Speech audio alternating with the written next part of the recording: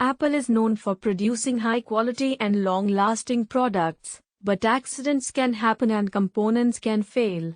That's why it's important to understand the ins and outs of Apple's warranty program. So, let's start with the basics.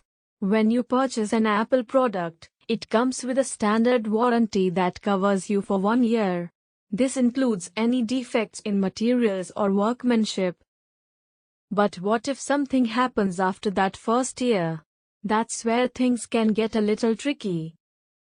That's correct. After the first year, you have the option to purchase an AppleCare Plus plan. This extends your coverage to 2 years and provides you with additional benefits, such as coverage for accidental damage. That's right. With AppleCare Plus, you can get your device repaired or replaced for a discounted price, even if it was damaged accidentally. But, it's important to note that there are some limitations to this coverage.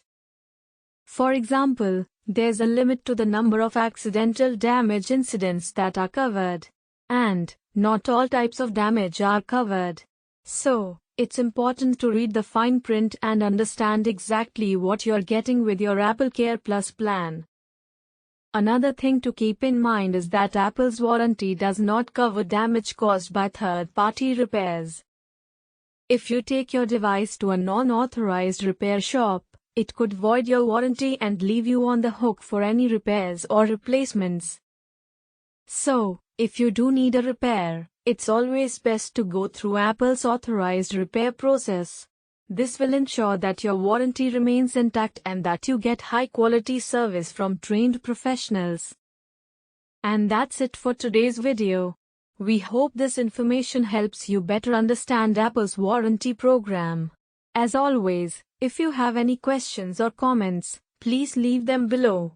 Thanks for watching, and we'll see you in the next video.